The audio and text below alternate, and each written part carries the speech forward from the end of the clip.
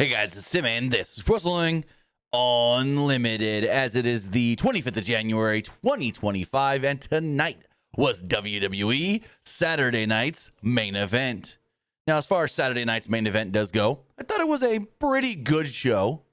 I mean, it's what we're going to get. They got to cram a pay-per-view style show into a 2-hour broadcast with commercials, and it's never going to be perfect. It's never going to be great.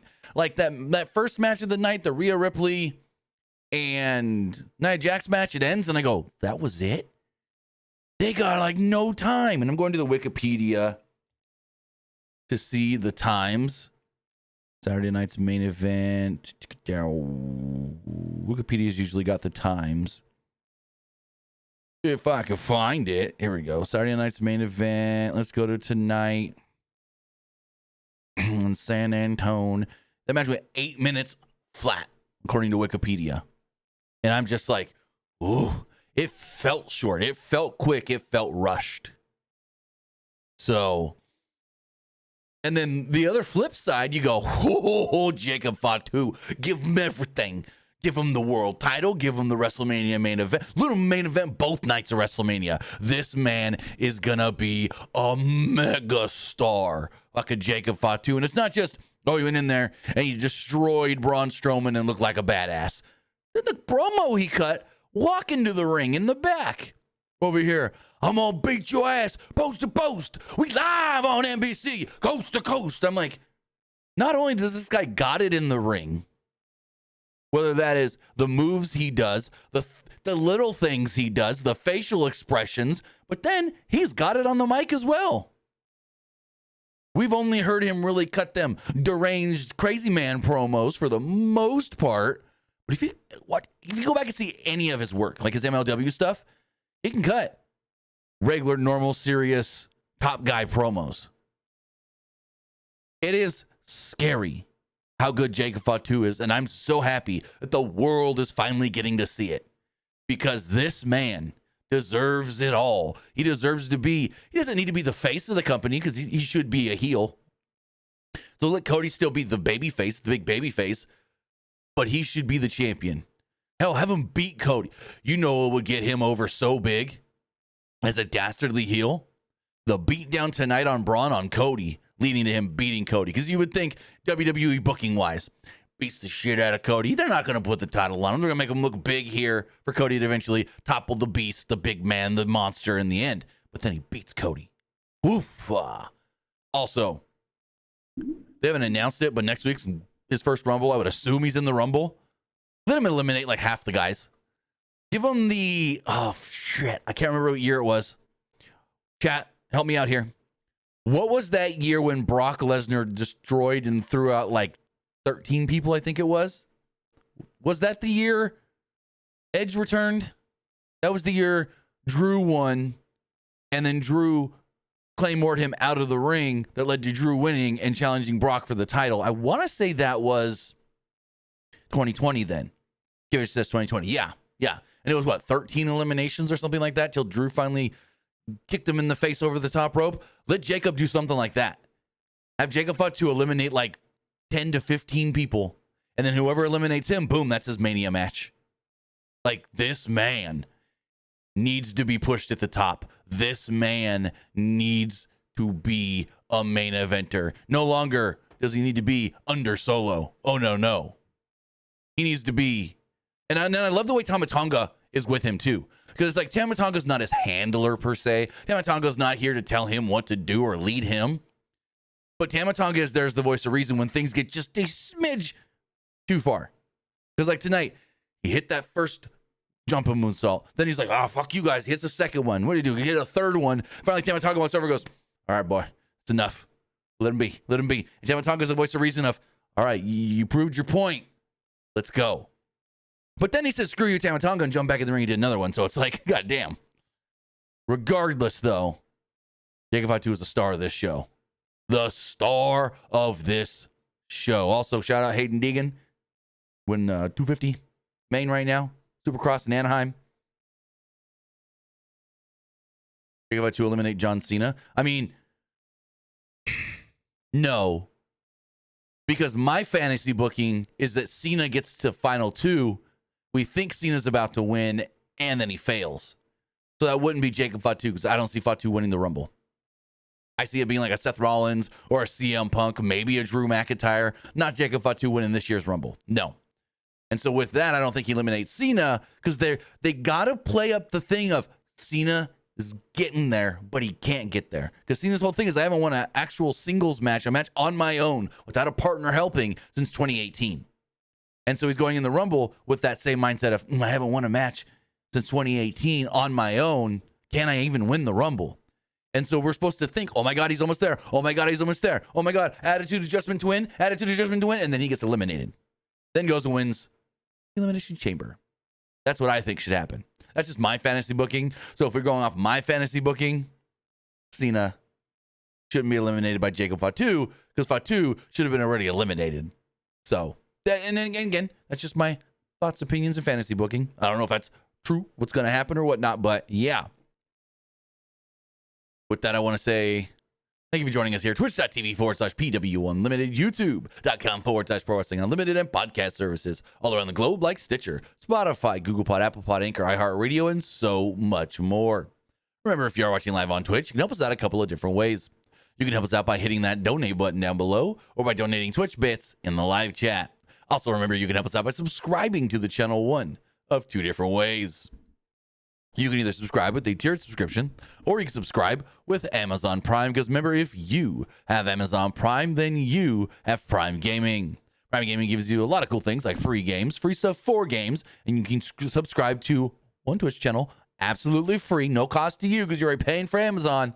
We'd greatly appreciate it if you did right here, Pro Wrestling Unlimited. But if not us, use it on somebody, even if it's not us. Don't let it go to waste, because that is money that you can be giving to a creator that is not even coming out of your pocket, because you're already paying for Amazon Prime. So don't let your Twitch Prime go to waste. Support creators. Support creators. Also, remember, you can help us out over on YouTube. You can help us out over there by hitting that subscribe button. That way you know when we post new videos. That way you know when we go live. And that way you know when we post to the community tab. Also, remember, you can help us out by hitting the join button and becoming a channel member. As a channel member, there's a number of different perks we offer, like emotes and emojis you can use in the live chat. Tomorrow, we're doing a member and Patreon only watch along of the 1992 Royal Rumble. Tomorrow at around 8 Eastern, 7 Central. So that would be 5 Pacific.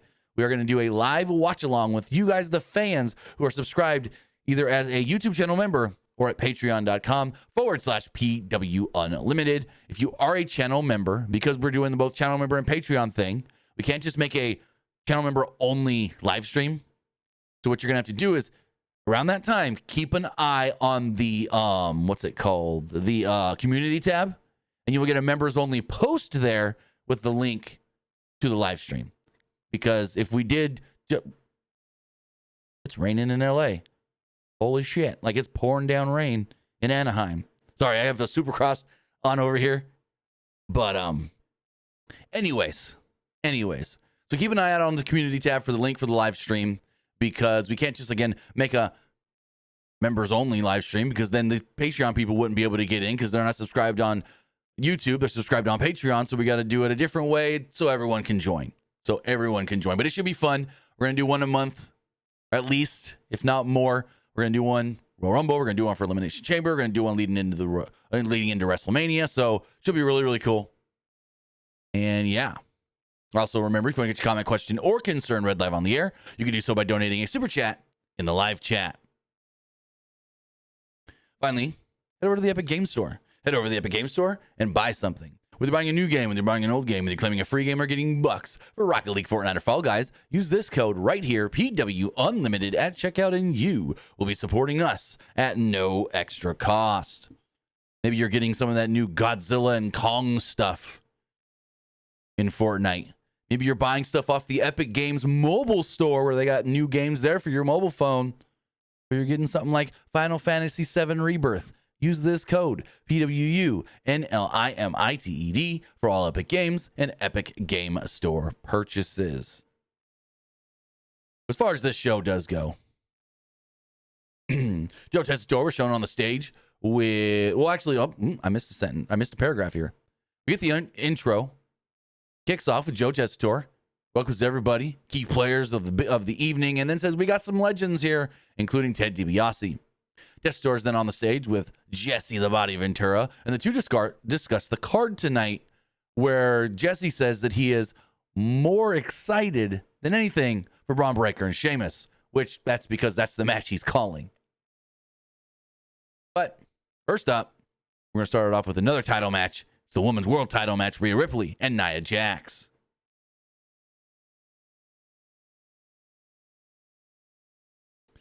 So, let's see. Both women come out. They start to do the intros. Lillian Garcia intros Nia Jax, but then before she can intro Rhea Ripley, Nia headbutts her in the mouth. Ripley does get control here pretty quickly, though, and hits a nice DDT and a cannonball from the apron. In the ring, Jax withstood clotheslines from the Women's World Champion and then flattened her with a headbutt. In the corner, Jax took out her foe with an avalanche Samoan drop as we go to our first break of the night, which was like a minute and a half into this match. Because we didn't start this match till like 8 minutes in. We didn't even get out of the intro until 4 minutes in.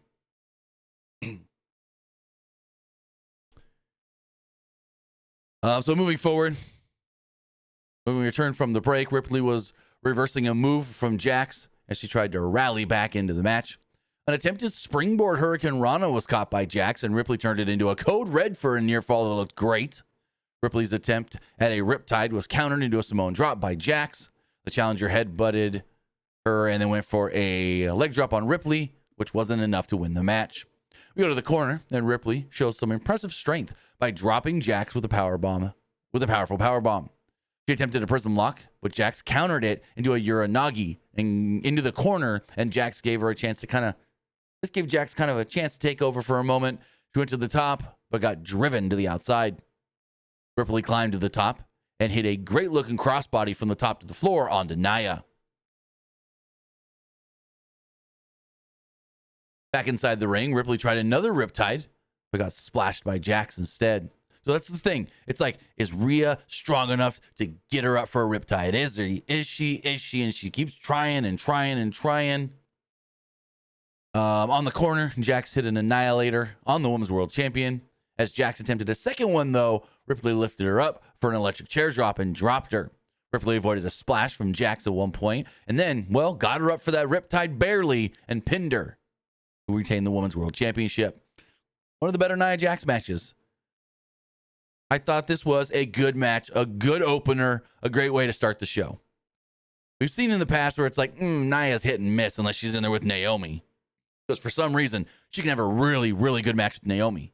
But this match here with Rhea, really, really good. I really enjoyed this entire match.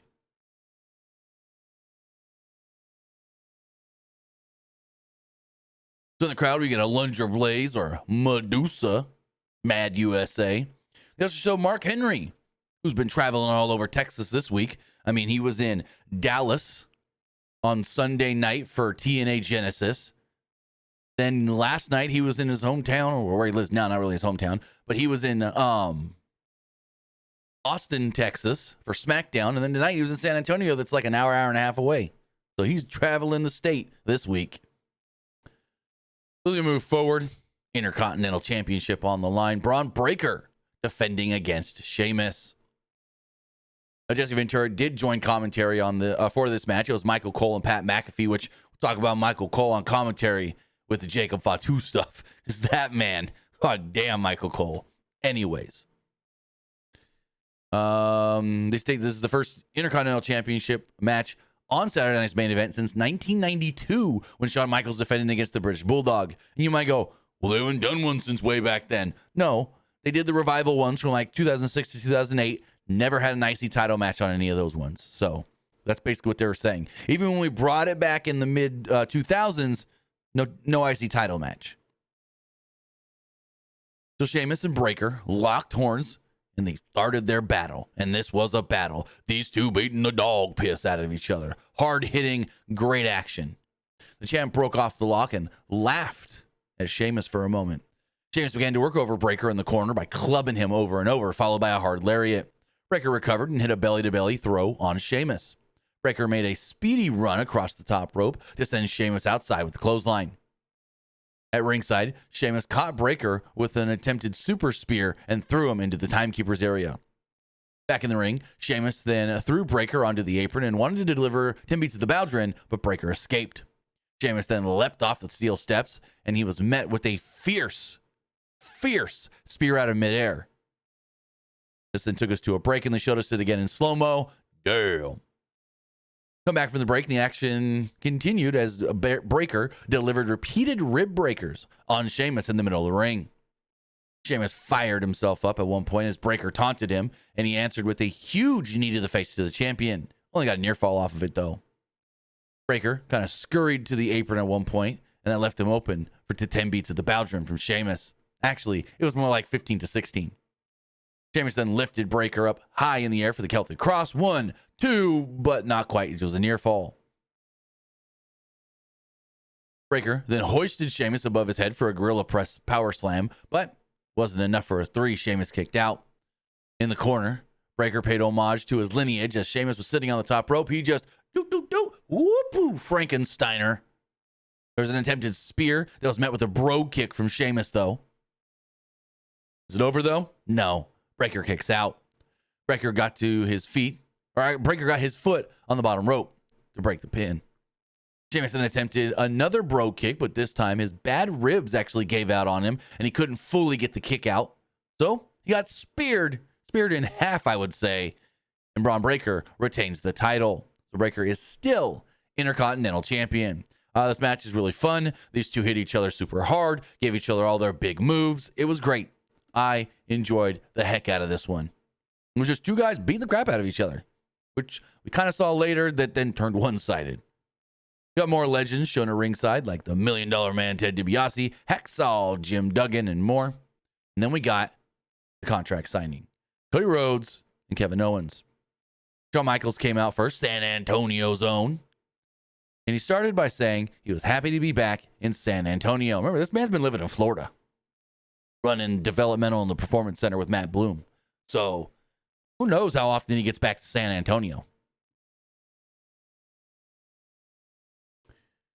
He said he's got one job tonight. Walk out of this ring with a contract signed by both Kevin Owens and Cody Rhodes.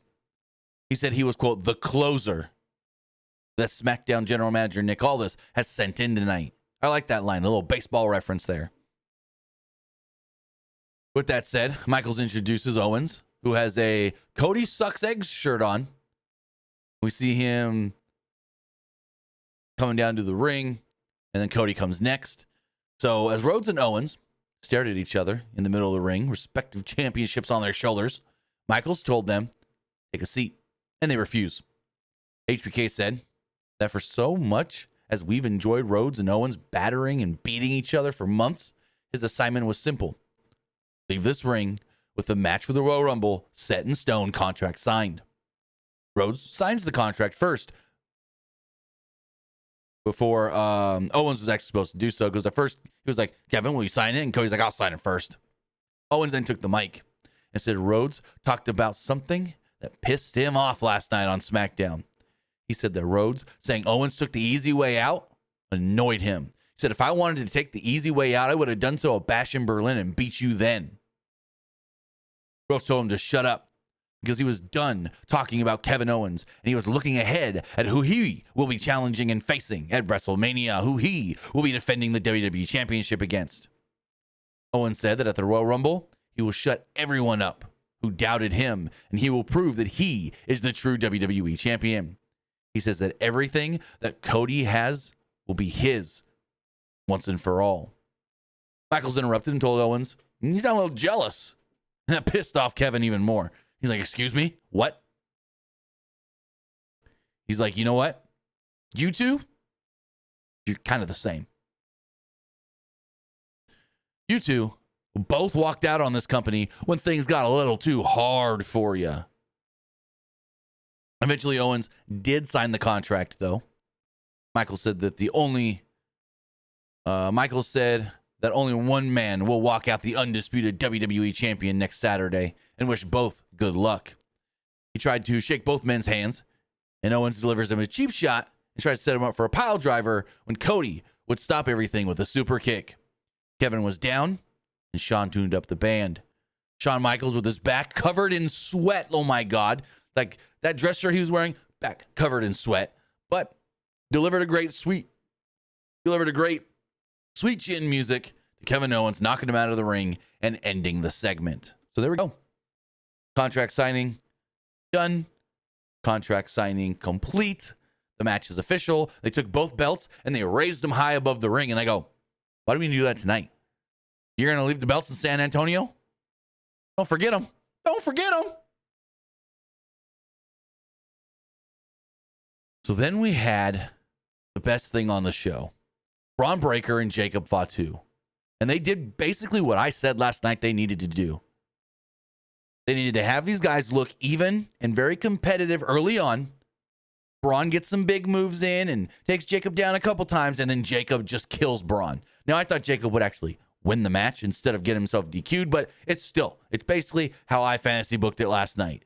Where in the end, Jacob Fatu basically kills the monster Braun Strowman, and that's what he frickin' did. Jacob Fatu cuts a great promo in the back, going to Gorilla for his entrance, where he's basically like, I'm gonna kill you post to post. We're live on NBC coast to coast. And I'm Fatu. Something along those lines. I don't remember it 100% off the top of my head. But yeah, great promo. He's got freaking Tama Tonga with him, and they walk out to the ring. So this was, as Big E would say, the definition of big meaty men slap meat. And they did like a little test of strength early on between both men before the former. Strowman and Fatu before the former took early control with a shoulder block. Fatu, though, recovered for a bit and hit a right hand that didn't really do much to Strowman early on. Strowman clotheslined Fatu to the outside, and Fatu responded with a suicide dive across the middle rope to knock him down and knock down the big old Braun Strowman. Go to break. We come back. Fatu is firmly in control until a sidewalk slam from Strowman created a little bit of a separation. Strowman swung meat hooks, like just boof, boom at Fatu. And it stung Fatu for a moment.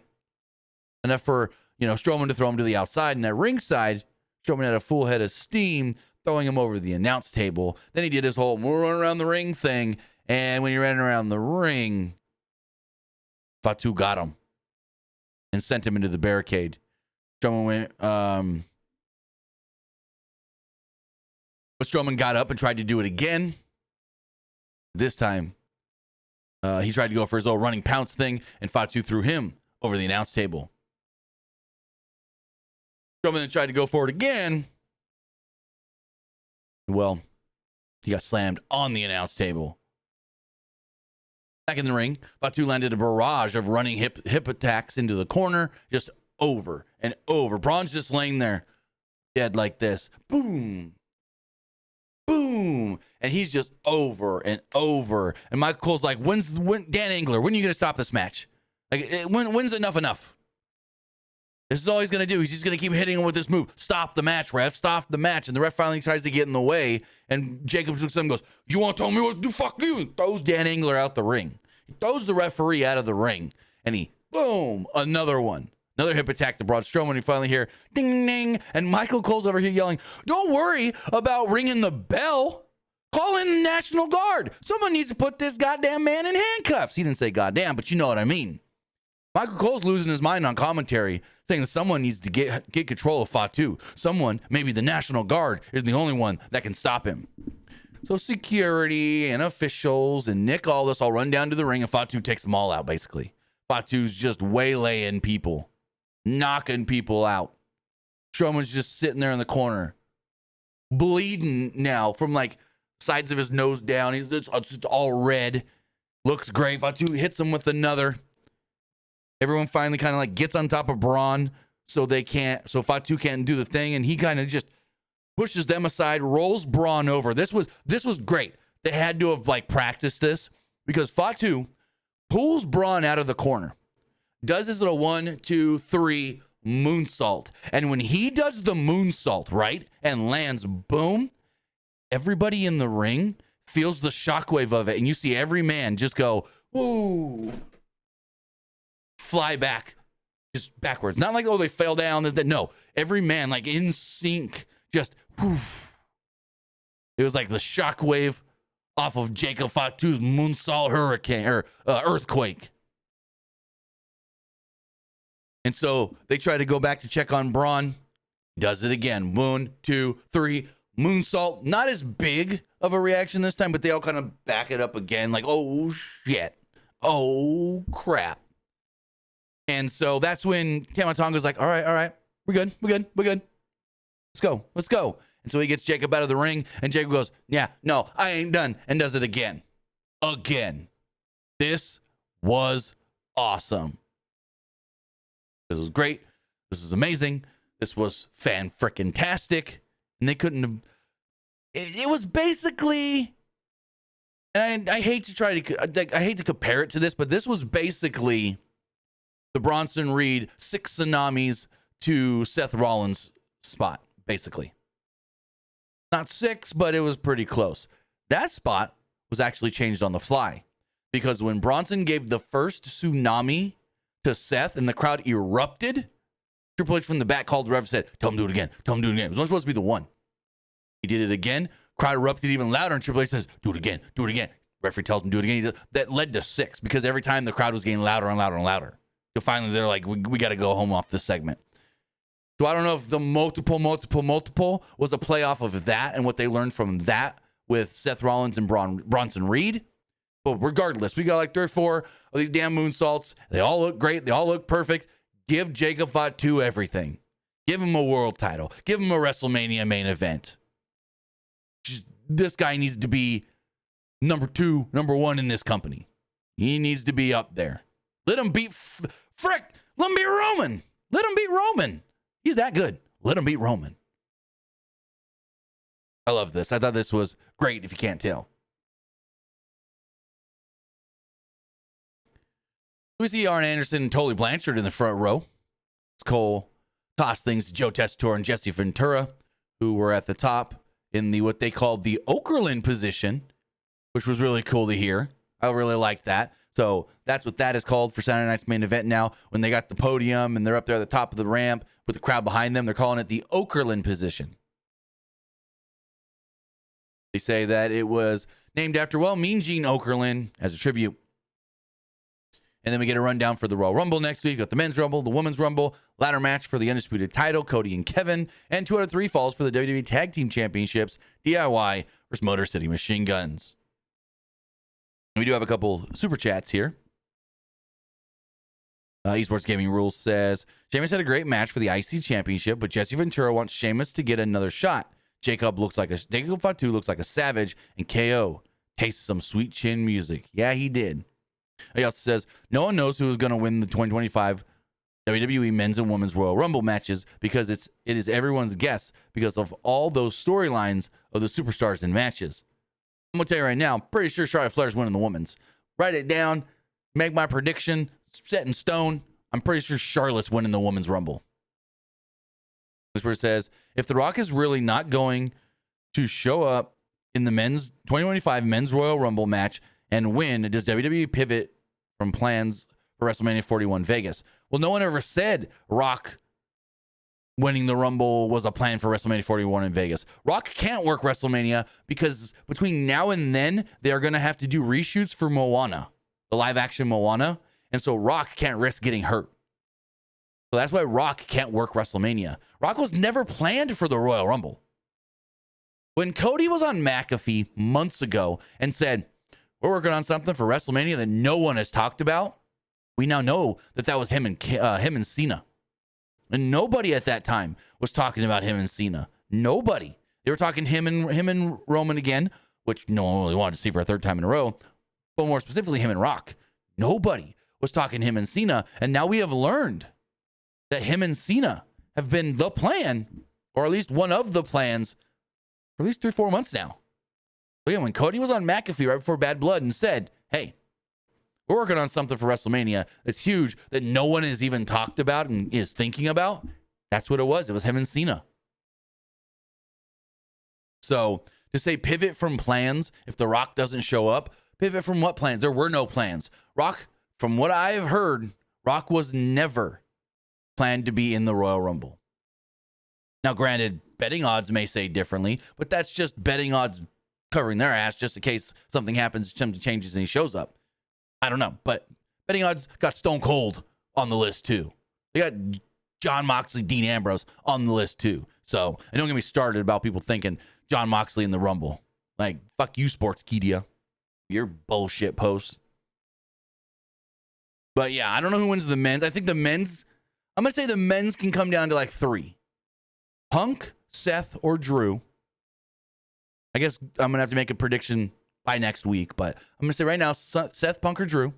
But my woman's pick, I mean, it's Charlotte Flair.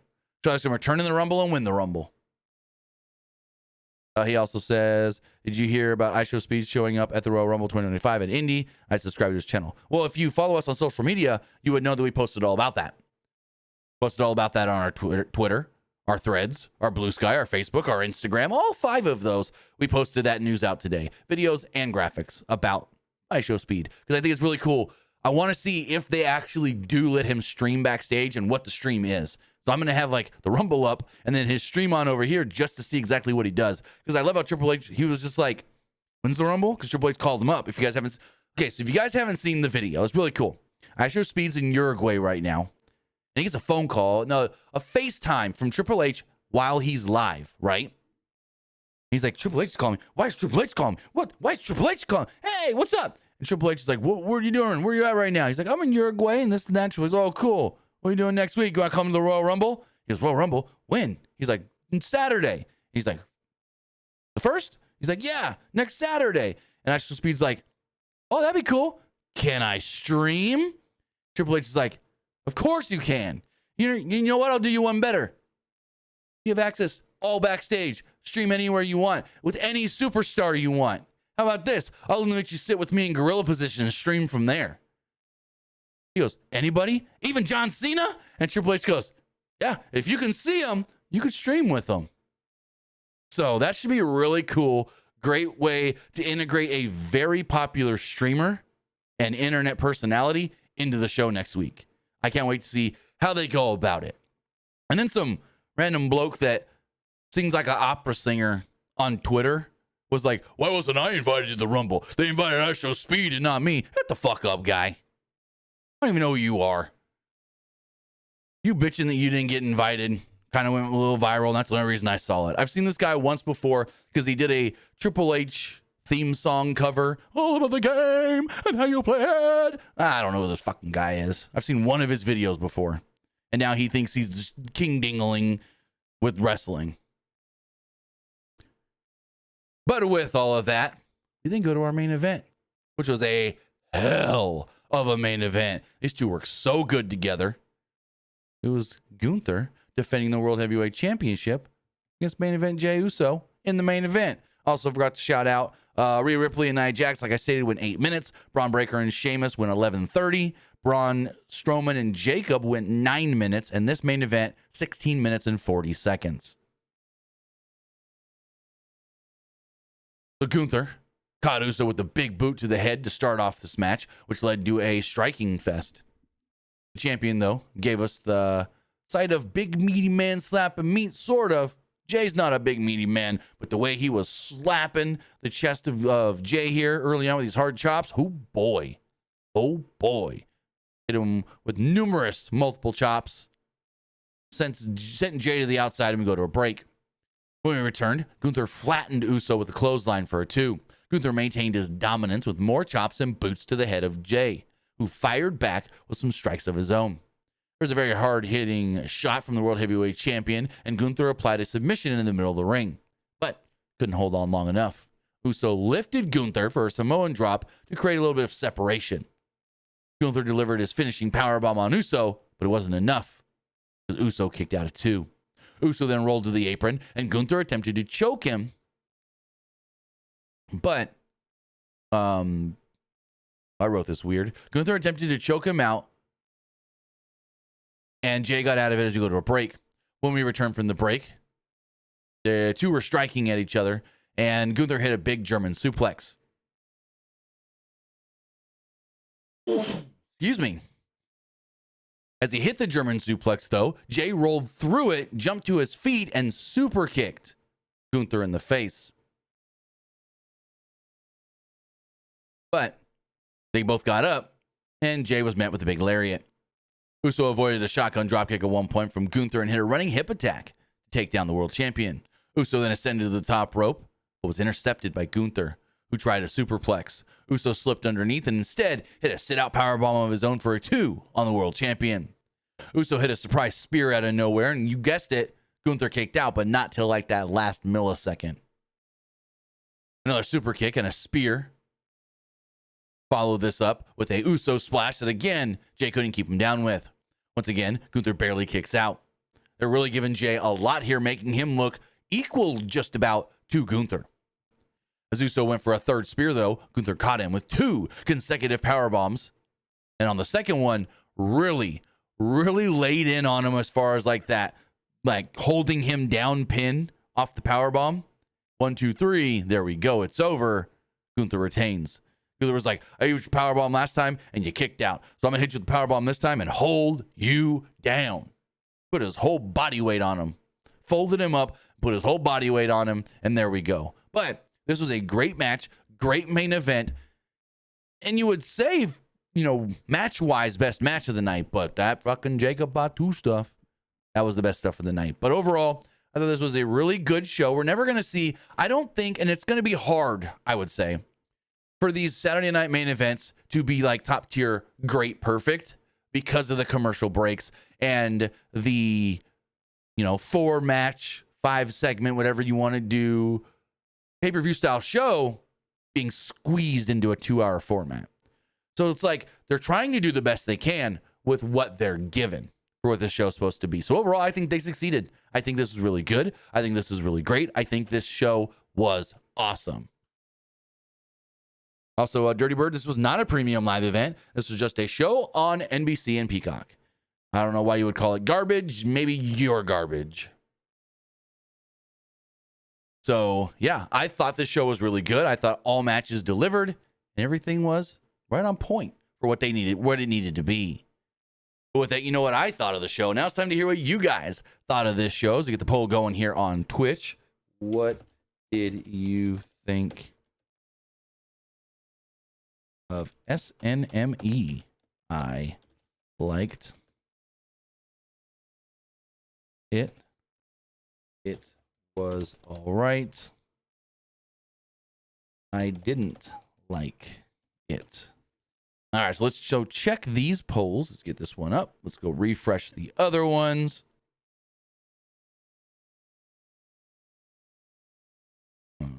Refresh the threads one. And refresh the community tab. So as far as the threads poll does go, 50% liked the show, 30% thought it was just all right, and 20% didn't like it. Looking over on Twitter, 63% liked the show, 23% thought it was just all right, and 13% didn't like it. Looking at the community tab, 73% liked the show, 23% thought it was just all right, and 3% didn't like it. As far as the live poll does go, 68% liked the show, 21% thought it was just all right, and 11% didn't like it. As far as Twitch, everybody that voted liked the show. So yeah, great, awesome, fun, cool. I thoroughly enjoyed it. And with that, that's all we got. That's all we got for you talking Saturday night's main event. Remember, if you are a channel member or a Patreon subscriber, tomorrow night, 8 Eastern, 7 Central, we'll be doing a live watch along with members of the 1992 Royal Rumble. Should be really fun. Should be really cool. First one we've ever done. We're going to do more going forward as well with your member subscription, whether that is as a channel member here on YouTube or as a subscriber on Patreon, patreon.com/PW Unlimited. With that, guys, have a great rest of your Saturday night. Have a great rest of your weekend. We got a lot of big NFL games tomorrow. We're going to figure out the Super Bowl. So have a good one, and we'll see you next time. Have a good one, guys.